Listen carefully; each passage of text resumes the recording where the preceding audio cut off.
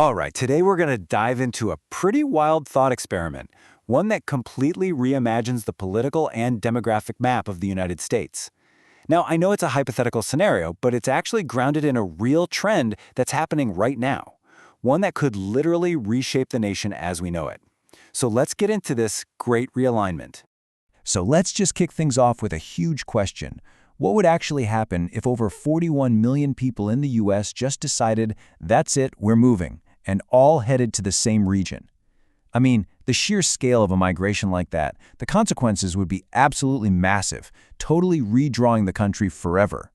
Now, that number, 41.1 million, it's not just some random figure I pulled out of a hat. That number represents the entire black population of the United States. So this whole thought experiment imagines a total consolidation where every single black American relocates to the American South. The scale is just staggering to think about. And as you'll see, the political implications are even bigger. So you might be asking, why even consider such a radical idea? Well, because it's basically hitting the fast-forward button on a real demographic shift that's been going on for decades now. It's called the New Great Migration, and it's literally reversing one of the most important movements in all of American history. You see, for 60 years, during what we call the Great Migration, millions of black Americans left the Jim Crow South looking for factory jobs and a better life in the North. But then, around the 1970s, something started to change. That trend began to reverse. And for the last 30-plus years, it's been picking up steam, led by a new generation, young, college-educated people heading back to a South that's been totally transformed. And this table just lays it all out, plain and simple. From 1910 to 1970, the Deep South was losing people to the North. But from 1970 on, the script completely flips. The Northeast and Midwest started losing population right back to the South and Texas. This isn't just a small trickle. We're talking about a demographic tide that's been flowing for half a century. Okay, so what if we take this very real trend and just crank it up to 11? Push it to its most extreme conclusion? Well, what you get is nothing short of a political earthquake, one that would completely redraw the American electoral map. So here's the game plan in this thought experiment. The idea is to concentrate the population in this connected string of states where there's already a significant black population. And the result? It's totally transformative. You'd see Mississippi, Georgia, and Louisiana become black majority states for the first time in a very, very long time. Alabama and South Carolina wouldn't be far behind. This would forge a block of political power that we just haven't seen since the Reconstruction era. But here's the real twist. The first and maybe the most devastating impact of this whole Southern consolidation, it wouldn't even be felt in the South. No, it would hit 1,000 miles away, right in the traditional heartland of the Democratic Party. And this is where that political earthquake really strikes. Think about the 2020 election. The Democratic wins in Pennsylvania, Michigan, and Wisconsin, the so-called Blue Wall, they were won on a knife's edge. Now just imagine you remove the entire black electorate from those states. What happens? They instantly flip. And I don't mean they become competitive, they become solidly Republican overnight. The Blue Wall doesn't just get a crack in it, it completely crumbles. Now, of course, a power shift this dramatic, it's not going to go unchallenged. Come on, history tells us that anytime black communities have made major political gains in the South, it's been met with a very organized, very powerful institutional backlash. And to really get what this backlash would look like, you need to know this one key term: redemption localism. It's basically the historical playbook. Whenever black communities start to build power at the local level, in cities or counties, the state legislatures step in with laws to strip that power away. It's a way to make sure that state-level control is never really threatened. And we're not talking about old-school tactics here. This is a modern, sophisticated legislative playbook. You'd see things like state takeovers of election boards in majority black counties. You'd see laws designed to financially punish city officials.